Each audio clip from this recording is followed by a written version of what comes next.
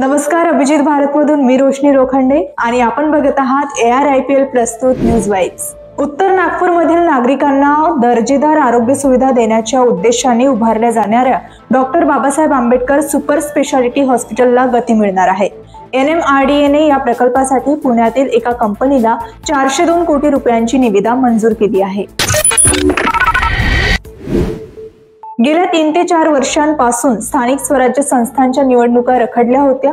आता स्थानिक स्वराज्य संस्थांच्या निवडणुका घेण्याचे आदेश सर्वोच्च न्यायालयाने दिले आहेत। या निवडणुकांसाठी 3 टप्प्यात प्रभाग रचना तयार करण्याचे आदेश राज्य सरकारने दिले आहे। त्यामुळे आता ऑक्टोबर महिन्यात मुंबई महानगरपालिकेच्या निवडणुका होऊ शकतात। राजस्थानमध्ये दौसा मनोहरपूर महामार्गावर जमवारामगड मध्ये लग्नांच्या पाहुण्यांनी भरलेले वाहन आणि वेगवान ट्रकची समोरासमोर धडक झाली। या अपघातात वधूवरांसह लग्नातील 5 पाहुण्यांचा मृत्यू झाला तर 7 जण जखमी झाले आहेत। लॉस एंजेलिसमध्ये सुरू असलेल्या हिंसक निदर्शनांमुळे महापौर करेन बास यांनी डाउनटाउन भागात कर्फ्यू जाहीर केला आहे। त्यांनी राष्ट्राध्यक्ष ट्रम्प यांना छापेमारीची कारवाई तात्काळ थांबवण्याचे आवाहनही केले आहे।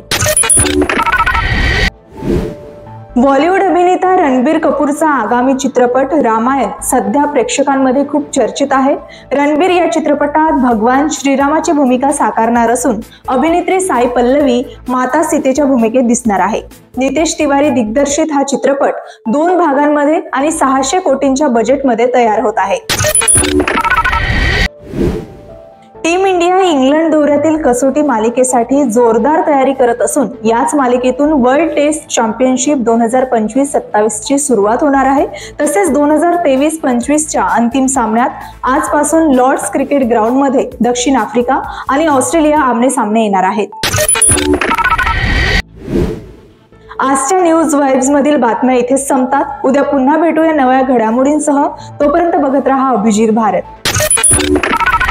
अभिजीत भारत, पहुंचे हर खबर तक।